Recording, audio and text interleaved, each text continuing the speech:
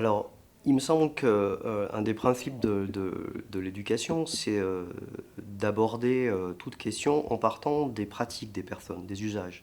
Et de ce fait, je crois que la question de l'adhésion, elle se pose assez vite sur, bon, quand on est face à un public, qu'on est jugé vulnérable ou pas, on lui demande à ce public-là, qu'est-ce que tu fais, comment tu vas vers l'information, quels sont les réseaux sociaux que tu utilises, est-ce que tu peux me montrer? Et donc moi, le travail que je veux mettre en place avec des jeunes, donc en l'occurrence là j'ai travaillé avec des jeunes provenant de la protection judiciaire de la jeunesse, c'était de partir de leurs pratiques et de leur rapport à l'information.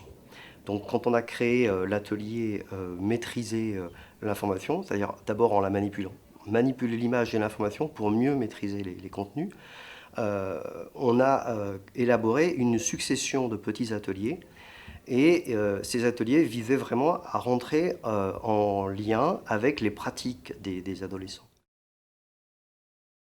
Pour donner un exemple concret sur le travail qu'on fait avec ces jeunes, on a mis en place des séances dans lesquelles on part sur des informations qu'on a tirées dans différents journaux, presse, qui sont présentes sur le web, etc.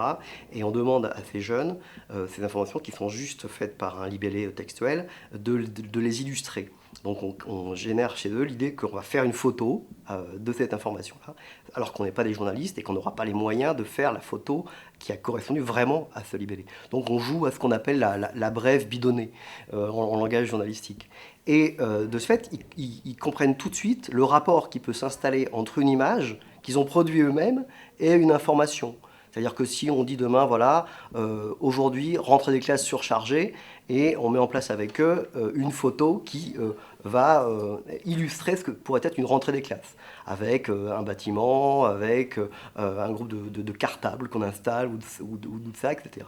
Et ils voyaient très bien que le langage de l'information est un langage complexe, fait d'une image d'un côté, d'un texte de l'autre parfois, et qu'il peut y avoir une manipulation et que la manipulation commence à ce moment-là, de toute façon. Bon, ça, c'est un exemple d'une séance qu'on fait. On travaille aussi avec eux sur essayer de repérer les chartes éditoriales qu'il peut y avoir sur une succession d'informations, d'où provient l'information, comme de la presse, comme de la télévision. On leur fait repérer aussi la hiérarchie de l'information qui est choisie par des journalistes. Et l'idée, c'est de faire un travail aussi sur comment l'information, de toute façon, quelle qu'elle soit, est toujours une mise en scène d'une réalité.